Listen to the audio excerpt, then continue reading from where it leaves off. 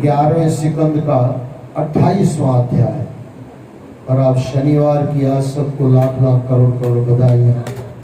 साईं का जन्मदिन है और साईं का अवतरण दिवस इनको कहा गया। आइए 28 अध्याय में हम प्रवेश करें। 11वां सिकंद 28वां अध्याय। उद्धव जी को परमार्थ का उपदेश। भगवान श्री कृष्ण ने कहा, उद्धव जी,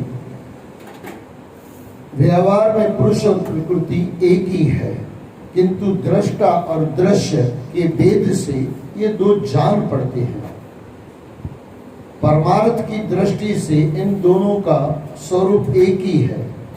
इन दोनों में सदैव अद्वैत दृष्टि ही रखनी चाहिए। अतः कर्मों की न तो स्तुति करनी चाहिए न निंदा। सभी इंद्रियां राजस अहंकार के कार्य हैं। जब वे निद्रित हो जाती है तब शरीर का अहंकारी जीव भी चेतना शून्य हो जाता है। शेष मन भी जब लीन हो जाता है तो जीव मृत्यु के समान प्रगाढ़ निद्रा में चला जाता है। इसी प्रकार जागृत अवस्था में जीव अपने आत्म स्वरूप को भूलकर नाना वस्तुओं के दर्शन करने लगता है। तब वह स्वप्न जीवी होकर झूठे दृश्यों का ही अवलोकन करता है। जब द्वैत नाम की कोई वस्तु ही नहीं है तब उसमें वह अच्छा है और वह बुरा है, इसका प्रश्न ही कहाँ उठता है। जब द्वैत नाम की कोई वस्तु ही नहीं है तब उसमें वह अच्छा है और वह बुरा है, इसका प्रश्न ही कहाँ उठता है।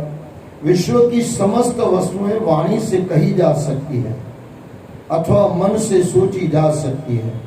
इसलिए दृश्य एवं अनित्य होने के कारण उनके असत्य होने में कोई संदेह नहीं रह जाता है। शरीर आदि सभी वस्तुएं नाशवान है, असत्य है। ये केवल अज्ञानियों को ही भयभीत करती है, ज्ञानियों को नहीं। क्योंकि ज्ञानी तो जानते ही हैं कि जो कुछ भी प्रत्यक्ष या परोक्ष वस्तु है वह आत्मा ही है, वह सर्वशक्तिमान है। यह सत्व रज और तम गुणों के कारण ही दृश्य दृष्टा का विभाजन माया का खेल है। यह जगत उत्पत्ति और विनाशशील होने के कारण अनित्य और असत्य है। यह जगत उत्पत्ति और विनाशशील होने के कारण अनित्य और असत्य है। इसे तो कहा बहुत जा सकता है इसमें, लेकिन इतना समय होता नहीं है। लेकिन थोड़ा इसको समझने का हम प्रयास करें। एक है सत्य, एक है असत्य। आत्मा सत्य है, शरीर असत्य है। मिला है, क्यों मिला है? खुद से खुद की पहचान कराने के लिए। ये जो शरीर मिला है ना, गुरु ग्रंथ साहब में आता है, ये जब सच्चे की है कोठरी, सच्चे का विश्वास। शरीर भले कचरा है लेकिन उस कचरे के अंदर लाल पड़ा है, वो आत्म तत्व है। खुद से खुद की पहचान। जब हमने सांख्य दर्शन देखा तो मैंने आपको कहा, सांख्य दर्शन यानी खुद से खुद की पहचान। कहां से शुरुआत होती है? आत्मनिरीक्षण। कोई बुरा नहीं है, कोई अच्छा नहीं है, कोई कर्म सब चलते रहेंगे।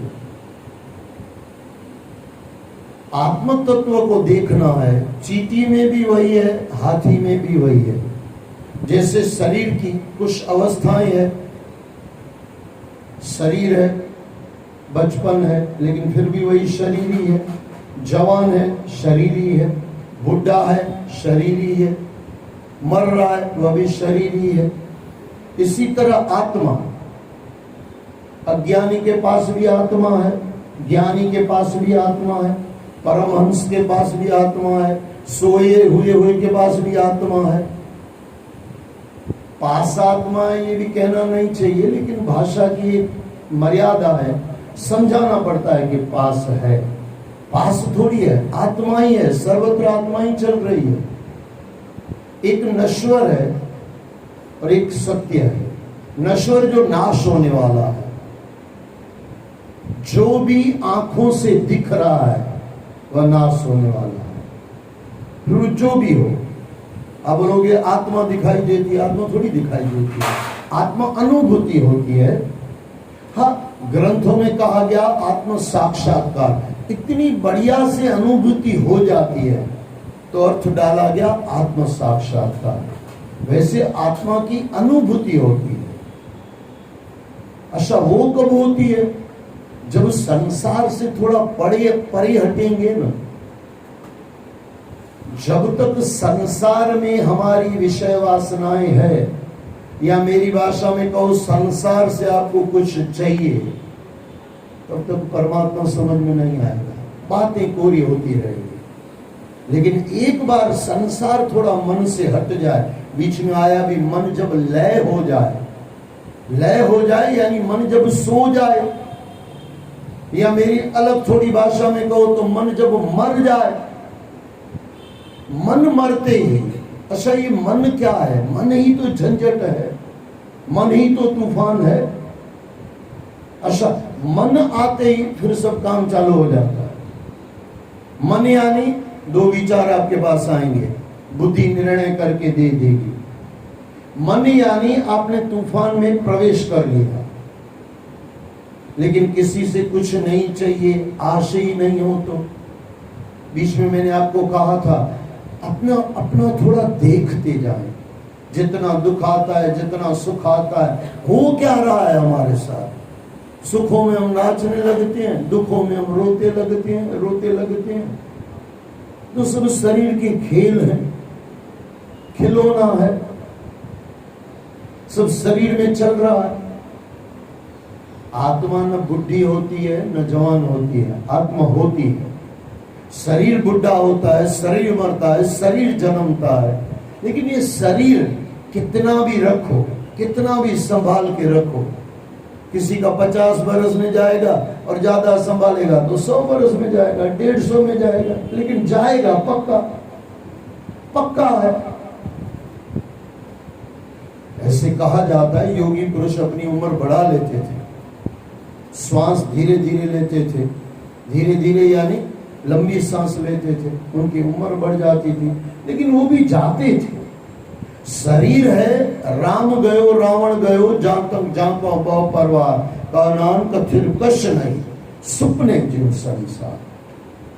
सब जा रहा है, आपके पास जो है वो भी जाएगा, आप भी जाओगे, लेकिन ये शरीर की आप जाएगी, आत्मा की आप नहीं जाएगी।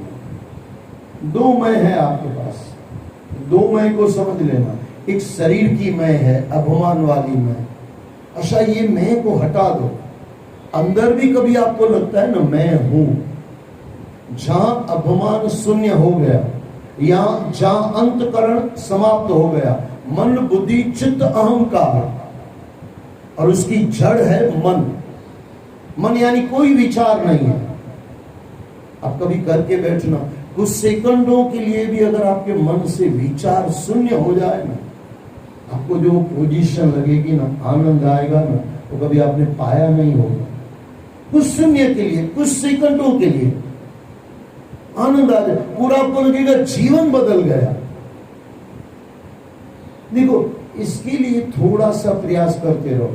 आप अकेले में बैठे हो ना, कितने भी विचार हैं, आने दो, विचारों को देखो। विचार आते आते आते एक विचार पूरा होगा, दूसरा विचार शुरू होगा, उसके बीच में कुछ सेकंड होते हैं। अच्छा, वो सेकंड अगर आपको पकड़ में आ जाए, वो ब्रह्म तत्व समझ में आ जाए, वहां जो शांति होती है। ये निद्रा में इतना तरोताजा इंसान उठ के क्यों उठता है? अगर स्वप्न नहीं आया, स्वप्न आया तो फिर तो आधी अधूरी नींद हो गई। आप अर्ध जागृत अवस्था में हो, इसके लिए स्वप्न आता है। गहरी निद्रा में स्वप्न नहीं आता, लेकिन गहरी निद्रा अगर आपको 15 मिनट की भी, 20 मिनट की भी मिल गई, आप जब उठोगे ना, पूरा तरोताजा हो जाओगे। स्वप्न वाली 10 घंटे की नींद और बिना स्वप्न वाली आधे घंटे की नींद, वो आधे घंटे की बढ़ जाएगी, आपको अनुभव होगा इसका। अच्छा, तीसरा होता है बहुत सारे विचार आते रहते, आप सोते रहते हो, नींद नहीं आती है, वो तो फिर और डेंजर हो गया क्योंकि मन चालू है। लेकिन जिस दिन शून्य में हम आ जाए, जहां शून्य आए वहां अंदर की पूरी चेतना सो जाती है, क्योंकि अंदर तो जड़ ही है ना। ये मन, अच्छा शरीर जड़ है तो मन बुद्धि चित्त ये भी जड़ ही है। आप लोग फिर भी कुछ कहीं तो कुछ है,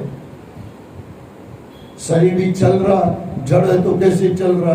वो आत्म तत्व की वजह से चल रहा, क्योंकि वो उसमें से उसकी शक्ति आ रही है।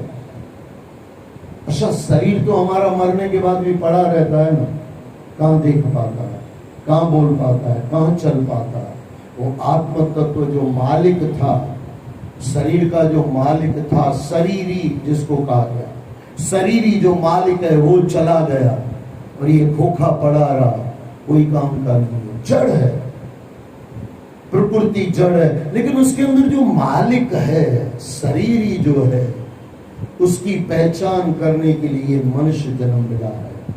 84 लाख योनियां, कुत्ते को पता नहीं है मैं कौन हूं।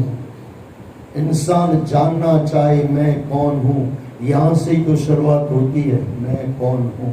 कुत्ता नहीं कह सकता है मैं कौन हूं, वो अंदर नहीं जा सकता।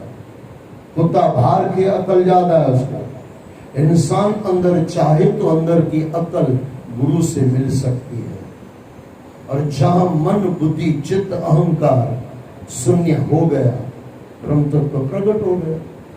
और वो जो शांत कभी कभी मिल जाती है, ऐसे नहीं कि झलक नहीं मिलती। अब कभी बिना विचार के बैठे होंगे ना, 2-3 मिनट में आपको लगे 2-3 मिनट तो बहुत बोल दिया मैंने, कुछ सेकंडों के लिए खाली। अच्छा, यहां भी आप ध्यान देना, अगर आप विचार शून्य हो गए, यानी मन समाप्त हो गया, आपको खाली सुनाई कुछ दे रहा है, उस दिन आपके सत्संग सुनने की अलग क्वालिटी होगी और अंदर विचार चलते होंगे, उस समय आपकी सुनने की क्वालिटी अलग होगी। जमीन आसमान का अंतर होगा। यहां से खाली वाणी आ रही है और आप वाणी ही सुन रहे हो, अंदर कोई विचार नहीं चल रहा है, अंदर मन अपना कोई काम नहीं कर रहा है, बुद्धि कहीं कुछ काम, मन नहीं कर रहा है तो बुद्धि कुछ नहीं कर रही है। मन चला गया, बुद्धि चली गई। अच्छा, अंदर बैठे हैं, किस चीज का अहंकार? अहंकार तो बाहर को दिखाने के लिए होता है ना, फिर चित्त का कोई काम नहीं है। वहां जैसे शून्य हो गया, अंतकरण जहां शून्य हो गया, और जो अंदर फिर उसमें जो आप सत्संग सुनोगे ना, उसकी क्वालिटी अलग होती है।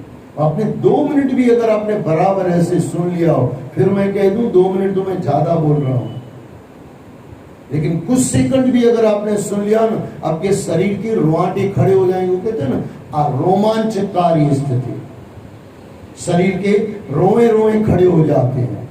कब? जब ये अंदर की चेतना को हम थोड़ा परमात्मा में अंदर में लगा देते हैं। चेतना 2 जगह लग सकती है, या संसार में लगाओ या अंदर में लगाओ। अंदर में लगाओ शरीर ही मिलेगा, और बाहर में लगाओ तो शरीर का सगे संबंधी मिलेंगे या शरीर मिलेगा। लेकिन जिस दिन अंदर जाएंगे तो जो शरीर का मालिक है उसकी अनुभूति मिल जाएगी, और वो होगा आत्म साक्षात्कार। आत्म अनुभूति को संतों महात्माओं ने कहा आत्म साक्षात्कार, क्योंकि इतनी करीब से वो हो जाता है, ऐसा लगता है मैंने जैसे देख लिया। देखा नहीं, लेकिन अनुभूति बढ़िया की, और वो अनुभूति का जो आनंद है वो चीज अलग हो जाती है। उद्धव जी ने पूछा, भगवान आत्मद्रष्टा है, भगवान आत्मा दृष्टा है और यह शरीर दृश्य है। आत्मा स्वयं प्रकाश है और शरीर जड़ है। ऐसी स्थिति में जन्म मृत्यु रूपी संसार न तो शरीर हो सकता है और न आत्मा, परंतु इसका होना प्रतीत होता ही है। सब जो प्रतीत होता है ना, मालिक अंदर बैठा हुआ है, इसके लिए प्रतीत होता है। आत्मा चली जाए फिर वो क्या, कौन, उसको क्या पता, कबीर साहब ने कहा फिर उसके ऊपर विष्ठा डाल दो या अत्तर लगा दो, ये हमारी फैसिलिटी की वजह से उसको अत्तर लगाते हैं। बाकी मुर्दा कभी नहीं बोलता है कि मुझे सुगंध आ रही है या दुर्गंध आ रही है। मुर्दा कभी कहेगा भी नहीं कि मुझे जलाओ। मैं कहीं एक जगह किसी संत को सुन रहा था, बोले मुर्दा कभी नहीं कहता है मुझे जलाओ, मुझे कुछ नहीं चाहिए। लेकिन किसी बाहर वाले आके ने कहा, बोले वो मुर्दा बोलता है लकड़ी दो। अच्छा, मुर्दा नहीं बोलता लकड़ी दो, मुझे जलाओ कभी नहीं बोलता। वो तो हमको उसकी दुर्गंध आएगी इसके लिए हम उसको जलाते हैं। मुर्दे को कुछ नहीं चाहिए, वो वाली पोजीशन वो जीते जी हो जाए। मगर राधा स्वामी का एक किताब है, किताब तो नहीं कहा जा सकता, ग्रंथ कहा जा सकता है, जियरे मरो भवसागर करो। मरना यानी गोली लेके मरना नहीं, ऐसे गलत अर्थ मत लेना। मरना यानी चाल चली है, संसार में जो हमारी वासनाएं है वो निकल जाए, जो दृष्टि बाहर जा रही है। अच्छा, एक याद रख लेना, आपने सपने में इतना तो अनुभव किया होगा, इसी आंखों से आप देखते हो ना, वहां कोई दूसरी आंखें थोड़ी दी जा सकती है, यानी अंदर भी देखा जा सकता है ना, थोड़ा सोचना इसको। अच्छा, वहां पे वाणी भी चलती है, कोई बोल रहा है आप सुन रहे हो, यानी वहां पे कान भी कुछ काम कर रहे हैं। तो कान जो बाहर लगे हुए हैं अंदर आ जाए, आंख जो बाहर देख रही है अंदर हो जाए। आप बोलोगे वो दिखती है क्या? आपको भी अनुभव, मुझे भी अनुभव है। सपने में हम दिखते हैं कि नहीं? कितना सारा पिक्चर देख लेते हैं परिवार का, अपना, यानी अंदर भी कुछ आंख है ना जो अंदर दिखाई देती है। यही आंखें अंदर भी देख सकती है, यही कान अंदर भी सुन सकते हैं, यही मन जो बाहर लगाया है वो अंदर भी जा सकता है। अंदर मन जाएगा तो बाहर मन जाएगा तो अशांति होगी, और मन अंदर जाएगा तो शांति होगी, क्योंकि वहां मन जीरो हो जाएगा। मन यानी विचार, इधर के विचार उधर के विचार, मन शून्य हो गया, अंदर की यात्रा शुरू हो गई। लेकिन ये धीरे धीरे होता है, अभ्यास। भगवान कृष्ण ने गीता में कहा अभ्यास, अभ्यास से होता है। ऐसे नहीं कि पहले दिन बैठोगे पहले ही दिन यात्रा शुरू हो जाएगी। इतना सस्ता नहीं है, इतना सस्ता नहीं, खाने की खिचड़ी नहीं है।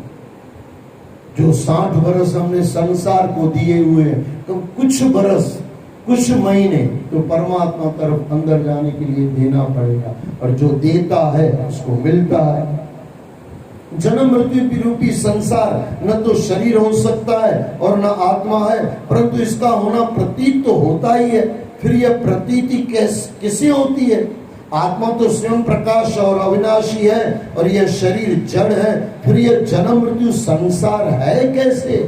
भगवान श्री कृष्ण का प्रिय उद्धव, संसार का अस्तित्व ही नहीं है, परंतु जब तक यह शरीर इंद्रियां और प्राणों के साथ यह आत्मा की भ्रांति है, जोड़ दिया है हमने, आत्मा और शरीर को एक कर लिया, इसके लिए दुखी हो गए।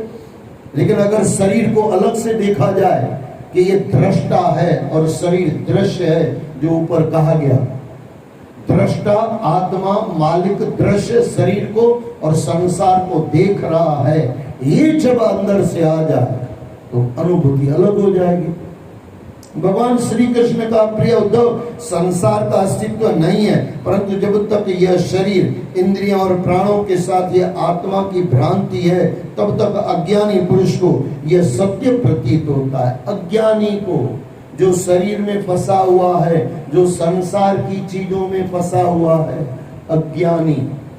और ज्ञानी कौन? जो अंदर चला गया, जिसने खुद की पहचान के लिए अंदर प्रवेश किया, इन्हीं आंखों से अंदर देखना शुरू किया, इन्हीं कानों से अंदर सुनना शुरू कर दिया, इन्हीं वृत्ति जो बाहर दौड़ रही है, ये यही वृत्ति अंदर डाल दी, ज्ञानी हो गया।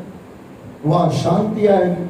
और बाहर कुछ चाहिए इसके लिए अशांति है, अंदर कुछ नहीं चाहिए इसके लिए शांति है। यह इंद्रियां और प्राणों के साथ यह आत्मा की भ्रांति है, तब तक अज्ञानी पुरुष को यह सत्य प्रतीत होता है। जैसे स्वप्न में अनेक विपत्तियां आती दिखाई पड़ती है, पर वे वास्तव में होती नहीं है।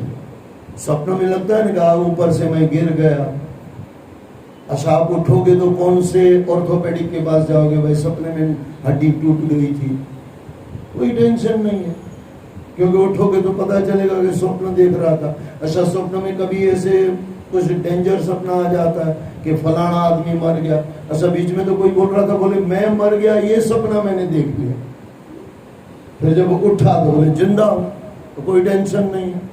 वहां पे कोई डॉक्टर को थोड़ी चाहिए कि भाई मुझे देख लो मैं मर गया था, वो स्वप्न था। बस इसी तरह जब ज्ञानी पुरुष अंदर जाता है, हम जब अंदर जाते हैं, ये स्वप्न भी जो ये भी जो दिख रहा है ना, सब स्वप्न ही दिख रहा है। अच्छा वहां पे सपना 1-2 घंटे, आधे घंटे, 5 मिनट, 10 मिनट का होता है। ये जीवन रूपी जो सपना है ना, ये थोड़ा लंबा होता है, 70 बरस 80 बरस, ये लंबा होता है।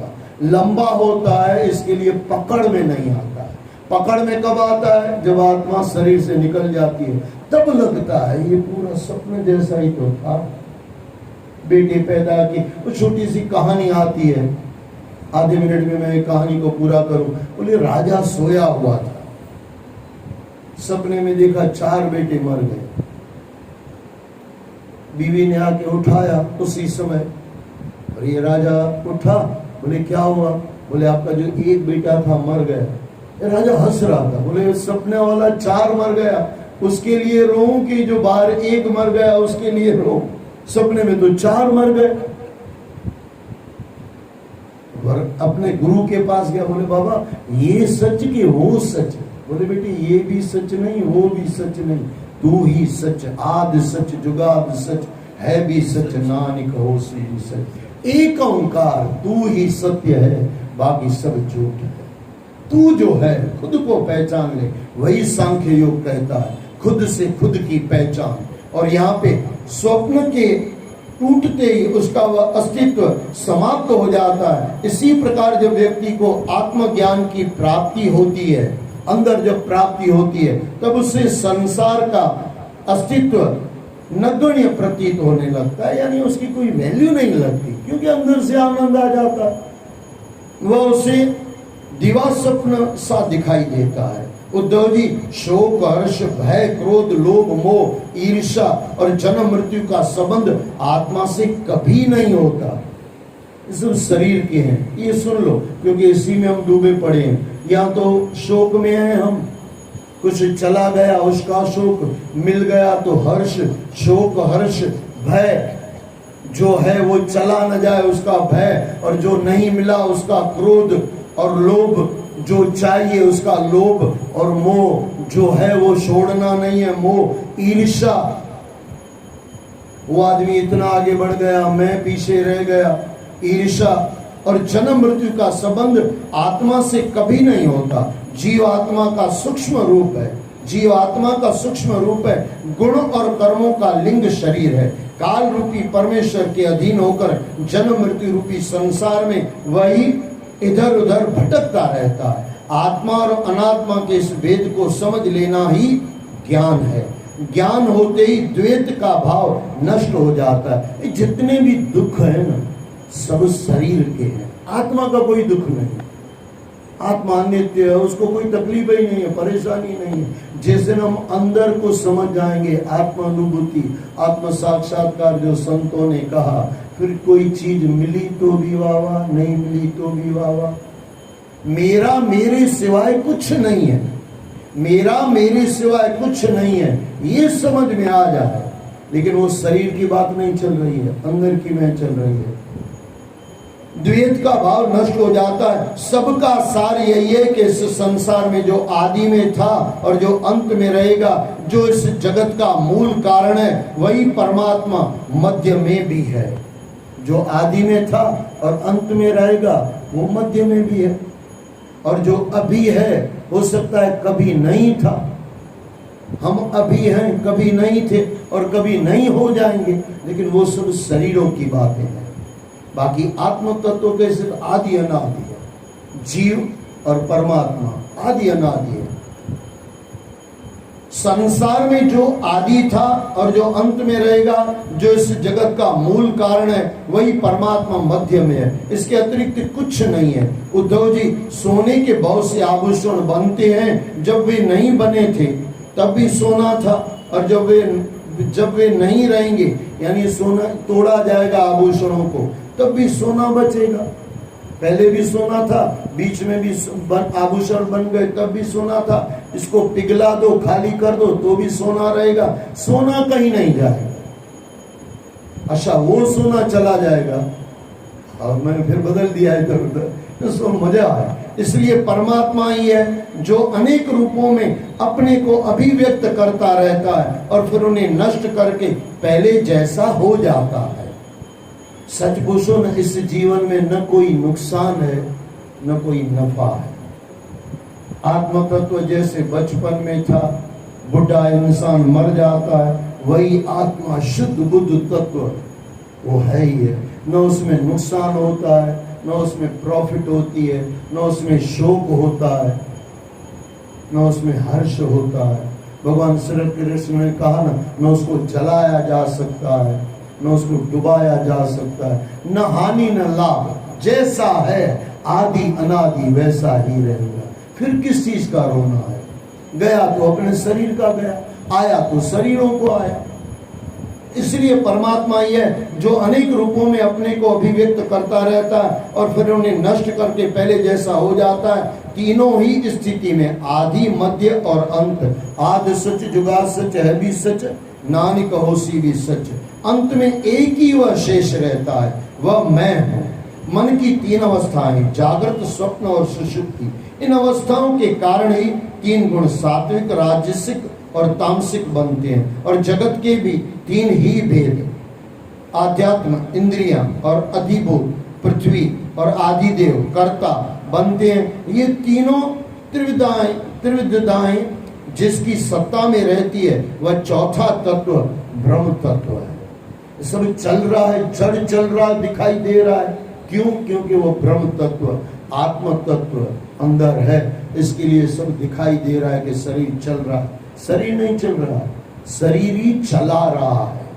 कर्ता पुरुष, एक ओंकार सतनाम, कर्ता पुरुष। वह चौथा तत्व ब्रह्म तत्व है जो सत्य है, शेष सब असत्य है। इसी ब्रह्म तत्व की परमार्थ सत्ता है। यह मेरा दृढ़ निश्चय है। यह जो विकारमयी राशि सृष्टि है, यह न होने पर भी दिखाई देती है।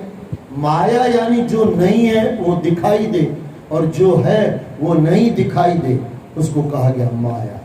जो ब्रह्म तत्व आदि अनादि है वो नहीं दिखाई दे, और जो माया नहीं है वो दिखाई दे, ये संसार दिखाई दे, इसको माया कहा गया। माया हट जाए, मैं और मेरा हट जाए, और परम तत्व प्रकट हो जाता है। एक हमारी तरफ से माया होती है, हम जो फंसे हुए हैं, और एक ब्रह्म तत्व परम तत्व की है, वो भी जब हटा देता है। इसके लिए कहा गया उसकी कृपा हो तो सब कुछ हो सकता है। यह जो विकारमयी राशि सृष्टि है, यह न होने पर भी दिखाई देती है। यह स्वयं प्रकाश परब्रह्म की ही माया है। इसलिए इंद्रिय, विषय, मन और पंचभूत आदि जितने भी नाम रूप हैं, उनके रूप में एकमात्र ब्रह्म ही प्रतीत होता है। इसके अतिरिक्त जो है वह जड़ है। उद्धव जी, जिन्हें मेरे स्वरूप का अच्छी प्रकार से ज्ञान हो गया है, उनकी वृत्तियां मुझ में समाहित हो या न हो, मुझ पर उनका कोई प्रभाव नहीं पड़ता। जैसे आकाश में शाही बादलों का प्रभाव सूर्य पर कुछ नहीं पड़ता। आप लोग पड़ता तो है, दिखाई देता है, लेकिन सूर्य को हमेशा के लिए ढक नहीं पाएंगे। जितने सेकंड के लिए उनके ऊपर रहेंगे उतने सेकंड है। अच्छा, फिर भी प्रकाश तो आप सूर्य का तोड़ ही नहीं पाओगे। कितना भी बादल छाए हो, लेकिन एकदम रात जैसा कभी लगता है क्या? कभी नहीं लगेगा, हो ही नहीं सकता। कुछ सेकंडों के लिए सूर्य को दबा दिया जाता है। कुछ सेकंडों के लिए अज्ञानी इंसान अपने को भुला करके संसार में चला जाता है। वो बरसों भी हो सकते हैं, लेकिन वो जो अंदर तत्व है वो तो प्रकाशमान। जब भी हम ये बादल हटा दें, वो बादल तो खुद हट जाएंगे, और ये बादल को हमको हटाना है, क्योंकि संसार में से कुछ चाहिए, ये हट जाए। बादल इतना ही है कि कुछ चाहिए, बादल हट जाए, ब्रह्म तत्व की प्राप्ति होती है। शाही बादलों का प्रभाव सूर्य पर कुछ नहीं पड़ता। जैसे आकाश में शाही बादलों का प्रभाव सूर्य पर कुछ नहीं पड़ता, वे अपनी सघनता से सूर्य को कुछ देर के लिए ढक भले ही ले। मैं पहले ही आपको कह के आया, पर सूर्य का उनके द्वारा कुछ बनता बिगड़ता नहीं है। उसके प्रकाश में हाँ आपको लगेगा थोड़ी कमी आ गई, वो बादलों की वजह से, हमारी आंखों की वजह से नहीं दिखाई देता। अच्छा, यहाँ पे बादल शायद हो सकता है कहीं दूसरी जगह वही सूर्य बराबर दिखाई दे रहा। अब ये भी ट्राई करके देख लेना, बराबर ना। समझो यहाँ पे बरसात है, आपको लग रहा है सूर्य ढक गया, बादल में छा गया, कहीं बाहर फोन करो, और बाहर फॉरेन कंट्री में भी नहीं, खाली स्टेज बदल दो, उनको फोन करके पूछ लो वहां पे बारिश है, बोले नहीं यहाँ पे धूप चल रही है। सूर्य को कुछ जगह से कुछ देर के लिए ढका जा सकता है, उसका अस्तित्व तोड़ा नहीं जा सकता। आत्मा का अस्तित्व जीरो नहीं हो सकता। हाँ शरीर है, वो तो शरीर तो जाएगा, कभी आया है कभी जाएगा, पर सूर्य का उनके द्वारा कुछ बनता बिगड़ता ही नहीं है। अच्छा, शरीर के साथ दुनिया को भी जोड़ दो, जितना भी आपने पाया है ना वो कभी न कभी जाएगा। शरीर भी जो पाया है वो भी कभी न कभी जाएगा, संसार में भी जो पाया है वो भी कभी न कभी जाएगा। पर सूर्य का उनके द्वारा कुछ बनता बिगड़ता नहीं है। ऐसे ही मनुष्य अपनी विषय वासनाओं की सघनता और पापों की कालिख से मुझे ढककर यह सोचने लगी है कि मैं नष्ट हो गया, हो नहीं गया, बादल छा गए, तो यह उसकी मूर्खता ही है। इस प्रकार मुझे आकाश रूप परमात्मा में सूर्य, चंद्र, नक्षत्र, असंख्य तारागण, हवा, पानी, आग, धूल, धुआं, सर्दी, गर्मी आदि मंडराते रहते हैं, असंख्य विस्फोट होते रहते हैं। ऐसे कहा जाता है, किसी संत ने कहा धरती ऊपर चली जाए, आसमान नीचे आ जाए, तो भी आत्मा को कोई फर्क नहीं पड़ता। आत्मा को, शरीर को कितना दुख भी देके मार डालो, आत्मा को कुछ नहीं होगा। अच्छा, शरीर को कुछ भी दे दो, आत्मा को कुछ मिलेगा भी नहीं, न उसका जाएगा न उसको मिलेगा, न उसको नुकसान है न उसको नफा है। नफा इतना ही है, वो आदि अनादि है और वो आनंदमय है, आनंदोस्मि, लेकिन अंदर आनंदमय है। बाहर तो जहां भी डालो, बाहर दुख क्यों है आपको पता है? क्योंकि कुछ चाहिए, कि बार बार याद करो। दुख का कारण एक ही है कि बाहर से कुछ चाहिए, और शरीर के कुछ चाहिए शरीर के लिए। जिस दिन शरीर को कुछ नहीं चाहिए, अधिकार आपने छोड़ दिया, जवाबदारी पूरी कर ली शरीर की, फिर आपको क्या चाहिए? कुछ दान पुण्य कर लिया, शरीर में से जो कमाया शरीरों को दे दिया, और अंदर में शांत हो गए, एकांतवास कर लिया, सब हो गया। असंख्य विस्फोट होते हैं, पर आकाश का क्या बिगड़ता है? कुछ नहीं बिगड़ता। आकाश तो उसी भांति शुद्ध और तटस्थ रहता है। उद्धव जी, भली भांति चिकित्सा करने पर भी रोग का समूल नाश नहीं हो पाता, बार बार उबर कर वह मनुष्य को सताता रहता है। मन की वासनाएं, मैंने कहा ना, मन यानी तूफान, मन को शांत करो, और शांति यानी मुझे नहीं चाहिए, मन शांत हो गया। मन की वासना और विविध कर्मों के संस्कार भी इसी भांति मनुष्य को घेरे रखते हैं, यहाँ तक कि यदा कदा ये योगियों तक को भ्रष्ट कर देते हैं। वहां भी उसको कुछ चाहिए तो पूरा मामला बिगड़ जाता है। जीव जन्म से लेके मृत्यु तक कर्मों में लगा रहता है और हर्ष विषाद आदि विकारों को प्राप्त होता रहता है, परंतु जो तत्व का साक्षात्कार कर लेता है, जो तत्व यानी परम तत्व का साक्षात्कार आत्म अनुभूति कर लेता है, वह प्रकृति में स्थित रहने पर भी हर्ष विषाद के विकारों से संयुक्त नहीं होता है। मालिक बन गया, नौकरों में फंसा नहीं। जो अपने आत्म स्वरूप में ही पूरी तरह स्थित हो जाता है, उसे अपने शरीर का भी ध्यान नहीं रहता, क्योंकि उसकी वृत्ति ब्रह्माकार हो जाती है। उद्धव जी, इसका अर्थ यह नहीं कि ज्ञानी व्यक्ति ही आत्मा से साक्षात्कार कर पाता है, अज्ञानी नहीं। इसका तात्पर्य इतना ही है कि अज्ञान के कारण उसने आत्मा को समझा ही नहीं था। शरीर को देना है, शरीर को देना है, उसमें फंस गए और अपने को भूल गए। मालिक खुद को भूल गया और अपने चमचों में अपने जो शरीर है उसमें फंस गए। मालिक 1 सेकंड में मालिक हो सकता है, कब? जब ये शरीर से वृत्तियां छूट जाए तो। आत्मा को समझा ही नहीं था। आत्मदृष्टि अज्ञानी व्यक्ति को भी प्राप्त हो सकती है जब भक्त परमात्मा में अर्थात मुझ में अपने सभी अच्छे बुरे कर्मों को समर्पित कर देता है, तब मैं स्वयं उसे आत्मज्ञान कराता हूं। जब सब छूट जाए, आनंद आ जाए।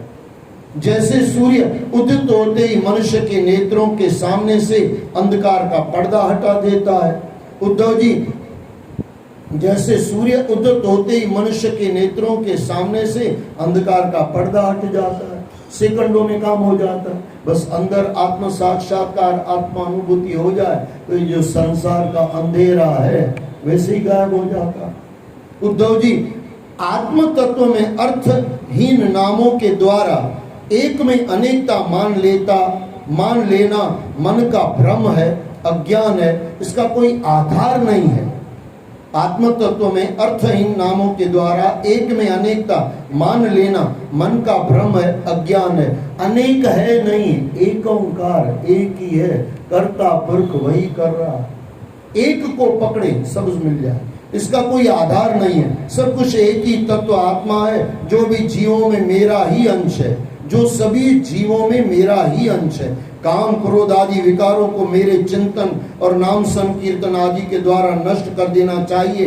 जो साधक मेरा आश्रय लेकर मेरे द्वारा कही हुई योग साधना में संलग्न रहता है, यानी जुड़ जाता है, उसे कोई भी विघ्न बाधा दिखा नहीं सकती। उसकी सारी कामनाएं नष्ट हो जाती है और वह आत्मानंद की अनुभूति में डूब जाता है। जय जय श्री राधे, जय जय श्री राधे, जय जय श्री राधे।